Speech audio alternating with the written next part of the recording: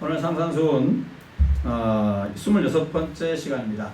상상수훈을 지금 몇 개월째 계속 하고 있다가 이제 다음 주면은 상상수훈을 마칩니다. 다음 주는 마치는데 순서상 그렇게 될 것 같지가 않아요. 왜냐하면 다음 주에는 맥주감사절 준비하는 마음으로 말씀을 전해야 되고, 맥주감사절은 감사에 대해서 말씀 전해야 되고, 그 다음 주간은 7월달은 첫째 주일이 선교주일로 못 지키니까 맥주감사절이라 7월 둘째 주일 또 선교에 대한 메시지를 전해야 되기 때문에 7월 셋째 주일에 아마도 이제 상상수훈을 마무리를 짓게 될 것 같습니다. 오늘은 상상수훈 강의 26번째 말씀을 전해드리도록 하겠습니다. 마태복음 7장 13절하고 14절입니다. 넓은 문이 나오고 넓은 길이 나오고 좁은 문이 나오고 좁은 길이 나오는데 오늘 제목은 좁은 문과 좁은 길입니다. 왜냐하면 넓은 문은 이왕에 우리 하나님의 자녀들이 들어가는 문이 아니기 때문에 그렇습니다. 그래서 좁은 문과 좁은 길의 연관성이 굉장히 중요하기 때문에 좁은 문과 좁은 길이라고 오늘 말씀의 제목을 잡았습니다. 우리는 수많은 선택을 하면서 살고 있습니다. 매일매일 의식 중에 혹은 무의식 가운데 무엇인가를 선택하면서 살고 있는 것이 사실입니다. 오늘 주일 아침이었습니다. 아침 무엇을 입고 교회에 갈까? 여러분은 선택했을 것입니다. 무슨 신발을 신고 교회에 갈까? 선택했을 것입니다. 그렇죠? 그냥 닥치는 대로 손에 잡히는 대로 그것 역시 선택입니다. 초이스하는 거니까 선택입니다. 하나의 선택입니다. 선택 딱딱 선택하는 것이죠. 저야 뭐 주일날 선택할 것이 없습니다. 왜냐하면 이거 한 벌이기 때문에 선택할 여지가 없습니다. 바로 그냥 입으면 됩니다. 또 오늘 당분간 우리가 중식을 교회에서 하지 않기 때문에 특별한 스페셜한 날만 중식을 하기 때문에 오늘 점심과 저녁은 무엇을 먹을까를 이미 선택했을 것이고 혹은 선택하실 것입니다. 흔히 인생에 있어서 중요한 선택 세 가지를 얘기합니다. 그것은 바로 우리 크리스찬들이야 뭐 예수님을 선택하는 것이 제일이다, 뭐 제일 중요한 선택은 예수님이다 이렇게 말하지만 인생 일반적으로 사람들은 중요한 선택 세 가지는 직업과 배우자와 가치관이라고 합니다. 직업, 배우자, 가치관. 먹고 사는 문제이고 직업은 먹고 사는 문제고 자아실현에 중요한 것이기 때문에 그렇습니다.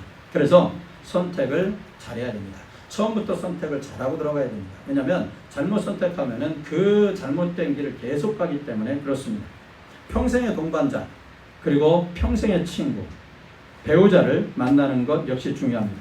그래서 기도하는 가운데에서 올바른 만남과 선택을 위해서 기도하셔야 됩니다.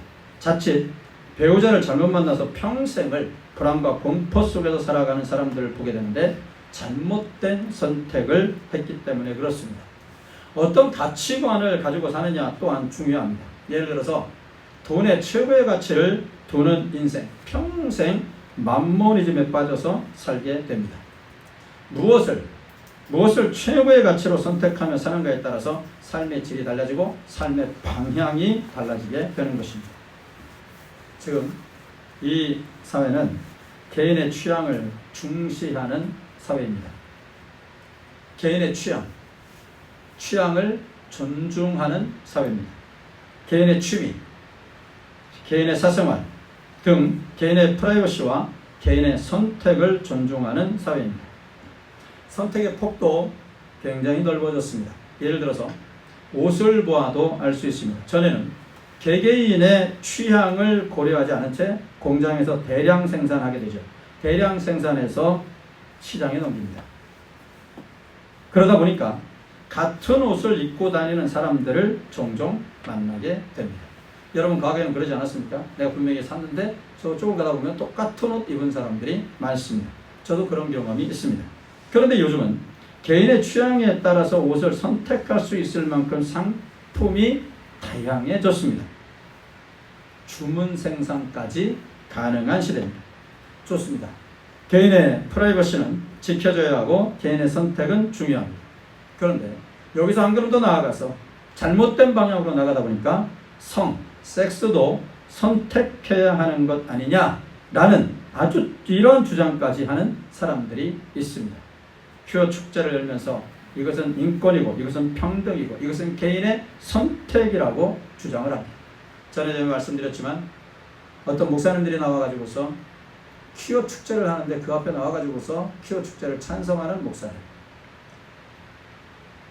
우리가 역으로 그들을 차별하면 안 된다. 누가 차별한답니까?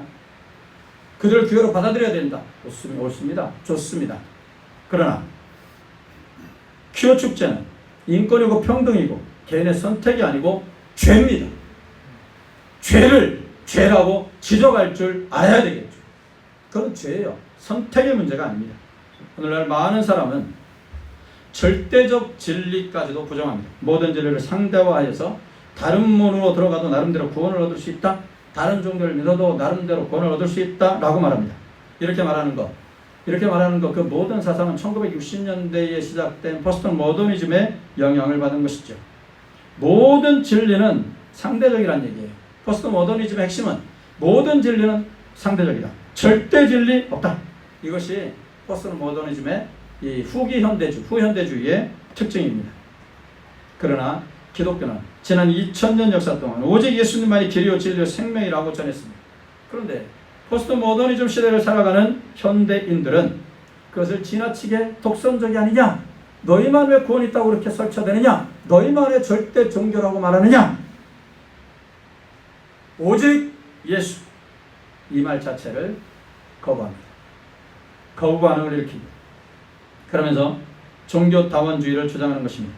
종교다원주의, 포스트 모더니즘, 혼합주의, 민족문화, 그리고 종교의 주체성을 강조하는 진리상대주의와 민족주의, 이 모든 것이 모든 성향과 맞물려서 모든 것이 그냥 짬뽕으로 맞물려 가지고서 지금 널리 파급되고 있습니다.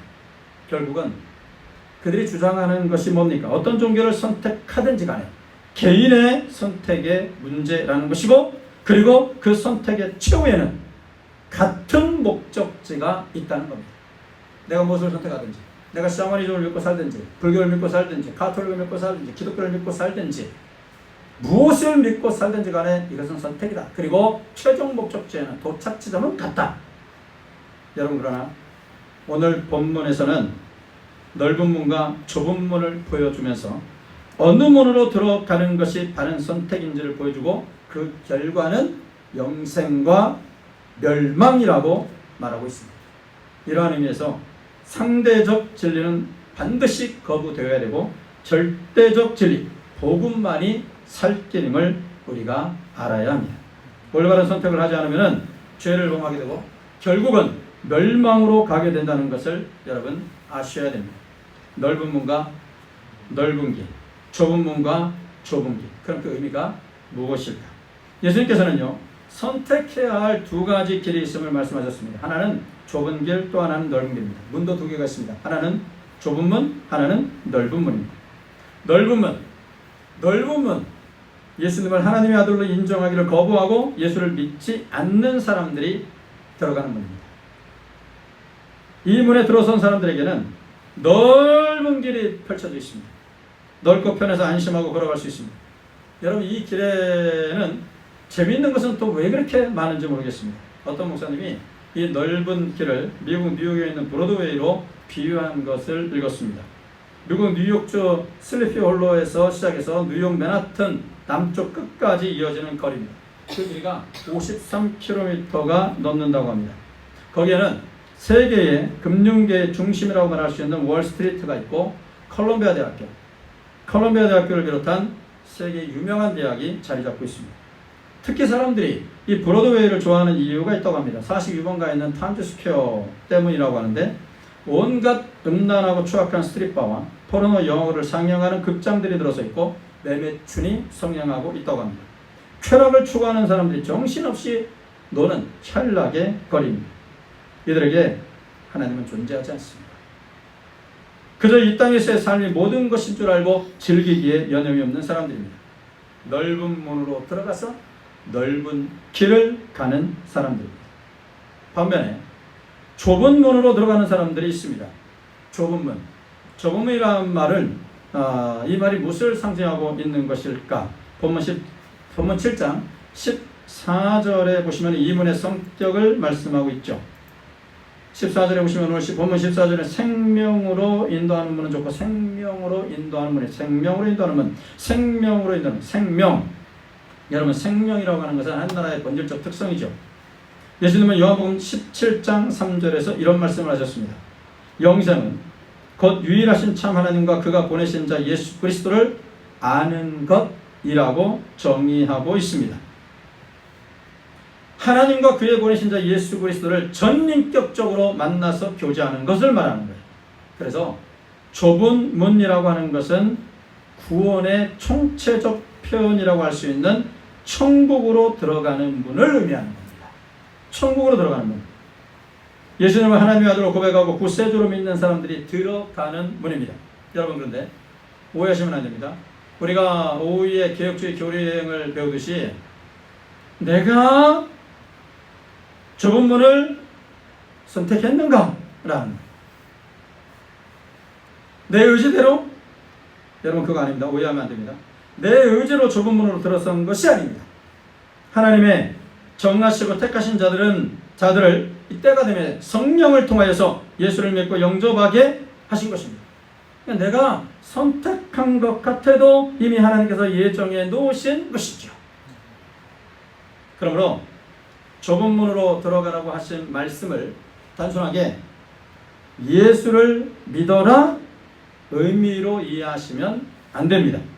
좁은 문으로 들어가라고 말씀하실 때 이 말씀을 듣고 있는 사람들을 우리가 생각해 보시면 알 것 같아요. 예수님께서 산상수훈을 말씀하실 때 산상수훈 전체는요, 예수를 믿지 않는 사람들이 청중이 아닙니다. 산상수훈 예수님께서 마태복음 5장, 6장, 7장을 말씀하실 때 듣는 청중들이 예수를 전혀 알지 못하는 사람들이 청중이다? 아닙니다, 여러분. 예수님 한 번만 바라보고서 모든 것을 버리고 예수님을 따른 예수님의 제자들이에요. 이 말씀을 듣는 사람들이. 따라서 좁은 문으로 들어가라는 말씀은 이미 너희는 나를 하나님의 아들로 믿고 인정하는 사람들이니까, 이제는 이미 들어섰으니까 험하고 외로운 좁은 길을 마다하지 말고 걸어가라, 그 말씀입니다. 좁은 문과 좁은 길은 하나여야 한다는 말씀입니다. 이어진다는 말씀입니다. 이거를 예수 믿기와 예수 따르기라고 표현할 수가 있겠죠. 예수 믿기 그리고 예수 따르기. 산상수훈의 전체적인 주제. 여러분, 천국 백성들이 어떤 사람이며 이 사람들은 어떻게 살아야 하는가 하는 문제와 관련이 되어 있습니다. 여러분, 예수님을 믿는 것과 예수를 따라가는 것, 여러분, 일치해야 합니다. 신앙 고백과 신앙 생활은 여러분 하나이어야 한다는 말씀입니다. 한번 좁은 문으로 들어온 사람은 좁은 길을 걸어가야 합니다. 신앙 고백 따로, 신앙 생활 따로가 되어서는 안 된다는 말씀입니다. 사랑하시는 여러분, 우리는 하나님의 자녀들입니다. 하나님의 자녀들은 올바로 주님을 따라가야 합니다. 올바로 따라가야 합니다. 따라서 우리가 새벽에 말씀을 나눴던 시편 100편의 다윗의 고백은 정말로 아름다운 고백입니다.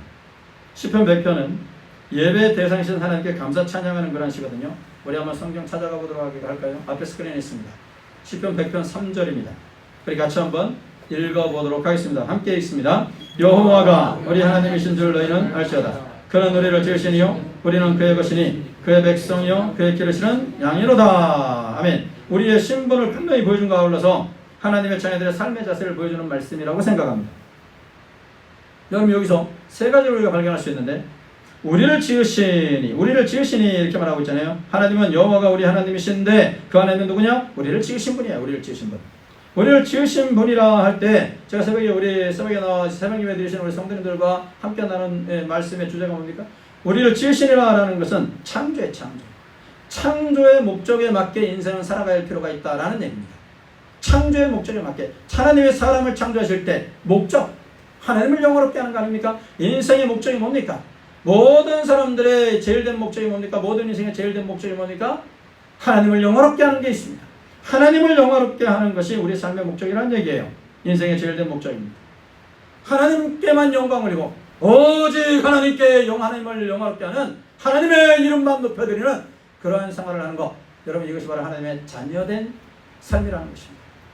그리고서 또 다윗이 뭐라고 고백합니까? 그의 백성이요 그러지 않습니까? 그의 백성이요, 그의 백성. 우리는 하나님의 백성입니다. 이건 무엇을 말하는 거예요? 소속이에요. 소속. 우리는 하나님의 백성입니다. 하나님 소속이다 라는 얘기. 하나님 소속. 신분이 바뀌었다는 거예요. 이제는 하나님의 자녀라는 얘기. 하나님의 자녀라는 신분을 가졌다는 얘기예요. 소속이 바뀌는 거예요. 소속이. 하나님의 신분, 하나님의 자녀라는 얘기예요. 그러므로 하나님의 자녀답게 살아가야 한다라는 말씀입니다. 하나님의 자녀. 하나님의 자녀라고 다 하나님의 자녀입니까? 하나님의 자녀다워야 자녀지. 여기서 제가 뭐뭐답게 이걸 그리고 머릿속에 좀 기억했으면 좋겠어요. 뭐뭐답게. 여기서 여러분 목사라고 다 같은 목사인가? 목사다워야 목사지. 이겁니다. 바로. 우리 따라할까요? 성도라도 다 같은 성도냐? 성도다워야 성도지. 시작. 이게 긴데도 이렇게 잘하시네. 그래, 우리 한번 자기 직분도서 해볼까요? 목사라고 다 같은 목사냐? 목사다워야 목사지. 시작.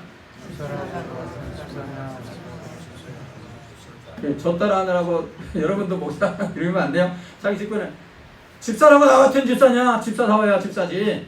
권사라고 다 같은 권사냐? 권사다워야 권사지. 장로가 다 같은 권사냐? 장로다워야 장로지. 목사 다 같은 목사냐? 목사다워야 목사지. 안수입사들 빠졌다. 안수입사가 다 같은 안수입사냐? 안수입사다워야 안수입사지. 그렇지 않습니까? 하나님의 자녀 신분이 바뀌어서 하나님의 자녀예요. 우리가 하나님의 자녀라면 하나님의 자녀답게 살아야 돼요. 뭐답게 살아야 돼요. 하나님답게. 성도라고 다 같은 성도 아니에요. 성도 다워야 성도인 거예요. 그 다음에는 기르시는 양이라고 하지 않았습니까? 기르시는 양. 다윗은 여호와가 우리 하나님이시고 우리 하나님은 나의 목자시라고 고백하고 있습니다. 기르시는 양이에요. 여러분 양이 뭡니까? 한 치 앞을 보고 따라가는 동물이에요. 한 치 앞만 보고 가는 거예요. 한 치 앞만. 한 치를 몇 센치가 되나 봤더니만 3cm라. 바로 자기 앞에 양의 엉덩이만 바라보고 쫓아가는 것이 양이에요. 얼마나 어리석은 동물입니까? 그 이상을 볼 수가 없어요. 무슨 말인가요? 하나님의 백성들은 목자의 음성만 따라서 그저 가야 한다 이 말씀이에요. 목자의 음성만 듣고 여러분 양이 목자의 음성을 듣고 가야 푸른 초장을 만날 수 있고 잔잔한 시냇가를 만날 수가 있는 겁니다. 우리가 이 땅에서 승리하는 길은 이 땅에서 하나님의 자녀답게 살아가는 길은 우리가 살아가야 될 본분 자세는 하나님의 말씀만을 따라가는 것입니다. 우리는 하나님의 음성을 듣고 살아가야 됩니다. 이것이 예수를 따르는 제자의 삶이에요. 이것이 바로 예수 따르는 거예요. 이것이 바로 좁은 길을 가는 거예요. 마틴 로이드 존스라는 목사님, 아주 유명한 목사님은 이런 말을 했습니다. 그리스도인이 된 사람들은 먼저 이 세상에서 자기를 독립된 인격으로 보기 시작한다. 전에는 그가 속해 있었던 군중 속에서 개성과 자기의 정체성을 잃어버리고 살았지만 이제는 혼자 서 있다. 전에는 군중과 어울려 미친 듯이 달려갔지만 이제는 갑자기 정지한다. 이것이 그리스도인이 되는 첫 번째 단계이다. 더 나아가서 그의 영혼이 영원한 생명을 얻으려면 군중들의 물결 속에서 한순간 멈추어 서는 것뿐 아니라 그들로부터 자기 자신을 분리하는 것이다. 이렇게 말했습니다. 세상 사람들과 어울려서 예수를 믿는 사람들은 자신이 누구인가에 대한 분명한 정체성을 모르고 살았는데 이제는 분명한 정체성을 가져야 된다는 거예요. 이제 예수님을 전심으로 따라가야 한다는 것입니다. 세상의 가치관이나 세상이 주는 쾌락을 향해서 미친 듯이 달려갔다면 이제는 멈춰야 된다는 거예요. 그리고 나를 그들로부터 분리해서 더 이상 더럽히지 말아야 한다는 것입니다. 이게 바로 좁은 결과입니다. 그렇다면 생각해 볼 문제가 있겠죠. 나는 지금 좁은 길을 걷고 있는가? 나는 과연 좁은 길을 가고 있는가? 점검해 보실 필요가 있습니다. 이때 셀프 체크를 할 때 두 가지 질문이 도움이 될 것입니다. 이 두 가지가 느껴진다면 우리는 지금 좁은 길을 걷고 있습니다. 그 하나는 힘든가? 힘든가? 여러분 예수 믿기 힘드십니까? 별로 힘 안 드십니까? 마냥 꽃길만 걷는 것 같습니까? 아니면 정말 힘듭니까? 목사님 정말 예배 참석하기 그건 힘든 거 아니에요? 예배 참석 힘들다 그거 게으른 거지. 그건 힘든 거 아니에요? 힘든가? 이 느낌이 있어야 됩니다. 좁은 길을 무엇이라고 말하고 있습니다. 오늘 말씀해 보니까 협착하다. 협착하다 말하고 있어요. 협착하다. 좁다는 거예요. 좁다는 거예요. 협착하다. 왜 생명으로 들어가는 문이 좁고 협착하다고 하셨을까요? 여러분, 이것은 천국으로 들어가는 자의 삶의 특성, 이것이 어떤 것인지를 보여주고 있는 말씀입니다. 한번 좁은 문으로 들어오는 사람은요, 좁은 길을 걸어가야 됩니다. 그 길이 너무 좁고 험하다고 해서 넓은 길을 기웃거리면 안 됩니다. 넓은 길을 가는 사람들이 왠지 모르게 부러워서 그 길을 걷는 성도들이 있습니다. 적당히 교회 나와서 예배 드리는 것으로 신앙생활한다고 하고 있다고 생각하는 사람이 있다면 여러분, 이 시간에 생각을 고치셔야 합니다. 그것은 좁은 길 걷는 거 아닙니다. 우리가 하나님의 자녀가 되었다고 하는 것은 좁고 협착한 길로 들어섰다는 겁니다. 힘들다라는 말이 나와야 정상입니다. 예수님을 믿는다는 거, 이렇게 행복할 줄 몰랐어요.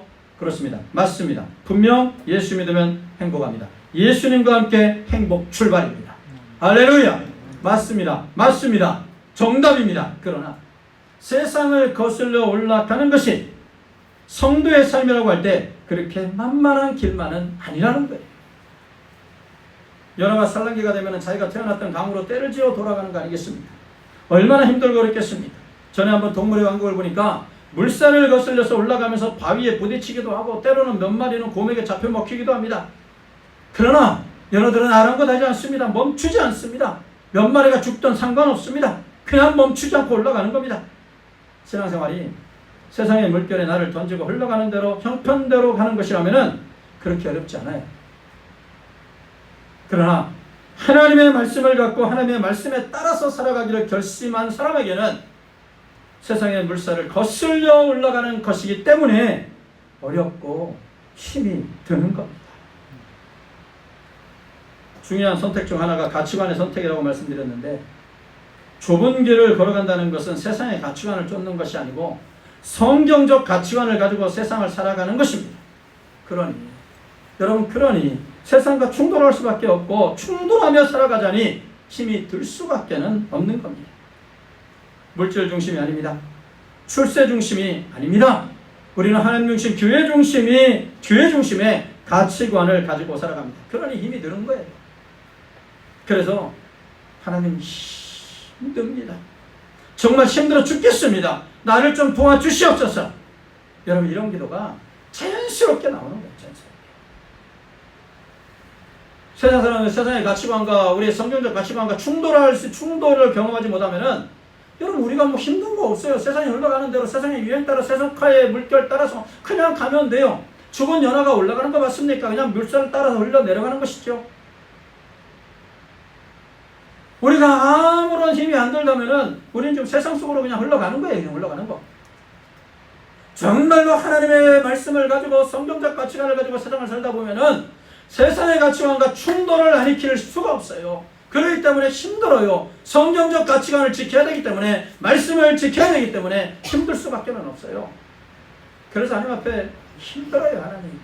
그런 힘들어요. 하나님. 우리는 모든 것을 하나님 중심, 교회 중심, 주일 중심이에요. 근데 세상은 그러지 않아요. 모든 모임도 다 주일에 그냥 모이고, 토요일 저녁부터 주일까지 모이고, 충돌이 일어나잖아요. 그러니 힘든 거예요. 말씀을 지켜나가야 되잖아요. 성경을 지켜나가야 되잖아요. 그러니 힘든 거예요. 그래서 하나님 앞에 엎드려 기도하는 거예요. 막 힘들어 죽겠다고 하나님 앞에 내 마음에 있는 걸 막 토해내는 거예요. 신앙생활하기 힘이 든다고 느껴진다면 여러분은 지금 올바른 선택을 해서 좁은 길을 올바르게 걸어가고 계시는 것입니다. 예수님은 천국 백성이 걸어가야 할 길이 좁고 험하며 힘이 많이 드는 길이라고 말하고 있습니다. 그러나 힘들어도 걸어가야 됩니다. 힘들어도 걸어가야 됩니다. 아무런 진전이 없는 것 같은 느낌이 들어도 이 길을 가야 됩니다. 거기가 최고의 안전한 길이고, 이 길에 승리가 있고, 이 길 끝에는 영생이 있기 때문에 그렇습니다. 포기하는 것이 있는가? 우리가 좋은 길을 걷고 있는가 셀프 체크하는데, 두 번째 질문이 포기하는 것 있느냐는 겁니다. 포기하는 것 있느냐. 내가 신앙생활하면서 포기하는 것이 있는지를 점검해야 됩니다. 왜 예수님을 따라가는 것이 힘듭니까? 포기해야 할 것들이 있기 때문에 그렇습니다. 예수님을 따르는 데는 대가를 치러야 하기 때문입니다. 디트리 본헤퍼라는 유명한 목사님이 계시죠. 독일 루터교 목사님이자 신학자인데 히틀러의 나치에 대항해서 크리스천으로서 끝까지 목소리를 높이다가 형장에 이슬로 39세의 나이로 생을 마친 목사님이십니다. 그는 생전에 복음과 은혜 그리고 제자도를 많이 강조했고 특별히 값싼 은혜라는 말을 많이 사용했습니다. 그는 성도의 신분에 따른 특권만을 누리려 하고 그 책임을 회피하는 교회에 대하여 값싼 은혜를 받은 것이라고 지적했습니다. 그 결과로 가져오게 되는 것은 믿음으로 말미암아 구원받는다고 하는 진리를 오용한 것이라고 말을 합니다. 이게 무슨 말이냐? 결국은 천국 백성으로서 주님을 따를 때 치러야 할 대가가 있음을 분명하게 말했던 겁니다. 천국 백성으로서 이 땅을 살면서 치러야 할 대가는 치러야 된다는 겁니다. 천국 백성이 좁은 문으로 들어왔다면 좁고 험한 길, 군종 속에서 소외될 수밖에 없는 길을 걸어가셔야 한다는 말씀입니다. 이것이 천국 백성들이 치러야 할 비용이라는 것입니다. 예수님은 십자가의 죽음을 앞두고 자신의 제자들에게 이렇게 말했습니다. 마태복음 16장 24절에 보시면은 이에 예수께서 제자들에게 이르시되 누구든지 나를 따라오려거든 자기를 부인하고 자기 십자가를 지고 나를 따를 것이다. 자기를 부인하는 것이죠. 자기를 부인한다라는 것은 무슨 말씀입니까? 예수님을 믿기 전에 가졌던 모든 꿈과 야망을 접는다는 거예요. 접어야 됩니다. 포기하는 겁니다. 포기하는 겁니다. 이것은 자기를 일상하는 것입니다. 경우에 따라서는 자신의 생명까지도 포기해야 합니다. 스테반 집사님이 그랬습니다. 주님을 따르기 위해서 자신의 생명을 포기했습니다. 하나님께 주일 하루를 온전히 헌신하지 못하면서 나는 나의 삶의 일부를 포기하고 희생을 치르고 있다고 말할 수 없습니다. 교회를 위해서 어떠한 헌신도 없으면서 나는 희생을 치르고 있다고 말할 수 없습니다. 예수를 모르는 수많은 사람이 우리 주변에 많은데 한 번도 전도하지 않으면서 나는 주님을 위해서 내 삶을 포기하며 희생하고 있다고 말할 수 없습니다. 하나님께 헌금 드리는데 너무나 인색하면서 나는 주님을 위해 물질을 포기하고 있다고 말할 수 없습니다. 내가 포기해야 될 거는 좁은 길을 가기 위해서 접어야 될 것, 포기해야 될 거는 접어야 됩니다. 포기하셔야 됩니다. 좁은 길을 감에 있어서 고추장스러웁니다. 좁은 길을 걸어감에 있어서 걷지 못하게 만드는 것, 여러분 접어야 됩니다. 포기하셔야 됩니다. 사랑하시는 성도 여러분, 좁은 문으로 들어왔으면 넓은 길을 기웃거리지 마십시오. 넓은 길이 아무리 편하고 재미있게 보여도 여러분 그 길의 끝은 멸망입니다. 멸망입니다. 자칫 내가 지금 상황에 좀 이렇게 함몰되어 있고 더 이상 지체하지, 더 이상 뭐 앞으로 전진하는 것도 없이 뭔가 답답한 상황 속에 있다 할지라도 끝까지 그 길을 가십시오.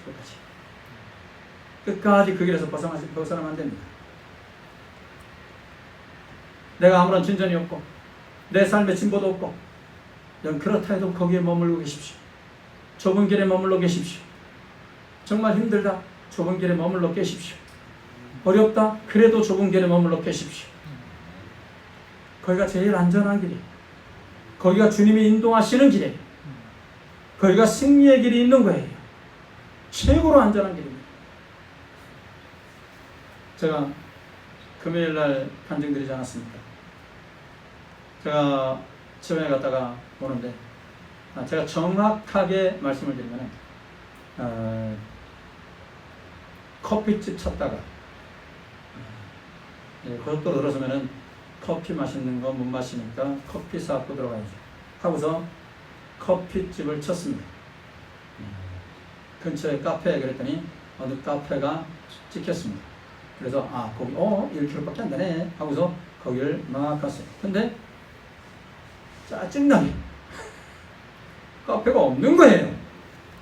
에이! 승질을 막 부렸습니다. 막 승질을 부렸어요. 혼자 막 짜증냈어요. 자, 그런데 거기서 지체한 시간이 그래도 어느 정도 됐죠. 돌고 그래서 한 5분 10분 이렇게 고속도로에 들어섰습니다. 톨게이트 지점에 왔더니 꽉 막히는 거예요. 저는 놀라운 체험을 했어요. 꽉 막히는 거예요. 거기서 그렇게 막히는 구간이 아닙니다. 꽉 막히는 거예요. 그랬더니 터널 안에서 사고가 난 거예요. 터널 안에서.